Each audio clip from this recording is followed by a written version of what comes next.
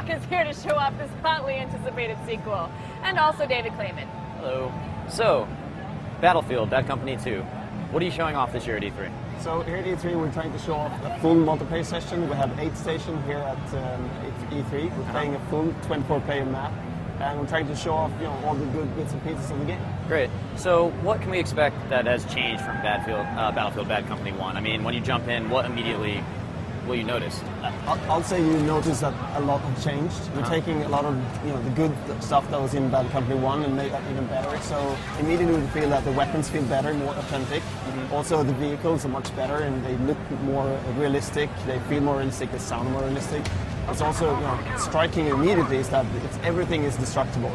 We had a lot of destruction in Bad Company 1, but now we're taking that to the next level, making sure that we have everything from small covers that you can chip on pieces of, but also making sure that you can take down full buildings. So you have complete destruction. That's pretty impressive, because we know in Bad Company 1 there was a ton of destruction, but was that like the main goal to get it to full destruction the first time, and then you sort of had the first one come out and you realized with the second one you could really take it to the next level? I would say that it was a huge challenge to just get the destruction to that level in Bad Company 1, so we were kind of worried that that would break the gameplay. Right. We now know that the strategic choices you get from the destruction in Bad Company 1 worked out fine. Yeah. So now we're just trying to take that to the next level, making sure that we can destroy everything. Cool. So maybe you can give me a couple of examples of how full destruction is influencing the gameplay, because I would imagine it's pretty drastic. You can't really hide behind anything now. So maybe just give me a scenario about what you're going to plan, how you're going to plan your attack when you know that the entire building can just be taken out. So if you look at the full building destruction, when you, for instance, take down an objective in the rush game mode, you blow up these crates you have.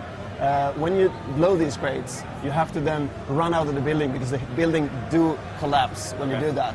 Also, when you're hiding behind covers, the enemy can actually chip off pieces. So shooting at you you'll actually see the cover being eating away in front of you as you're hiding behind the covers. It's really, really cool. That's awesome. I was actually going to say really quick, like if you're a person that's new to this series, I mean, should you have played 1 in order to understand 2, or is it kind of just like its own standalone, or how does it all tie in? I would say that if you have played the first one, you'll actually be a better player once you start playing the game. But if you're completely new to the series, we'll have a very good ramp in for you. So it's very easy to get into. We tweaked the controllers, made everything easier to control. But of course, it's a Battlefield game, so it's really hard to master. And you have the variation of the game, so there's a lot of things to do for all players. Do it easy through hard for more experienced players and all that? In multiplayer, we have the rank system that will make sure that you get in touch with the players that are on your rank. So the matchmaking system will make that for you.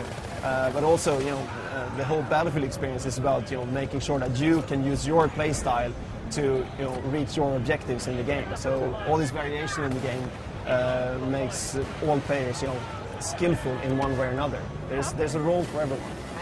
So you mentioned rush mode. What are you showing here at the show? Just that mode, or are you showing off any other modes? No, we're only showing off the rush mode here at E3 today. And we have these play sessions where we have 8 people playing together in 2 squads. And we have the rest of the players sitting at the EA location playing together with us. So we have a full 24-player server, so it's complete mayhem. Awesome. Yeah, it's really cool. And what's the reaction been so far this year? People really enjoying it? Yeah, people are overly positive. We thought that it might take some time for people to get into the games. It's quite a deep game experience. Right. But people, with this 15 minutes we have, people get right into it. And when we cut the session, people get really upset. They want to keep playing. I could imagine. We got to wrap up. Also, our stage is falling apart on us. I don't know if you guys noticed, but I almost got attacked by some sort of toy.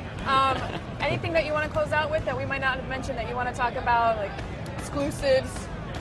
Just feel free to let it flow naturally. It's so hard. It's so much to tell about the game. We're trying to make it easy to pick up and play here at E3. But if you haven't seen it, you should check it out, because I would argue and say this is the best multiplayer experience you can have.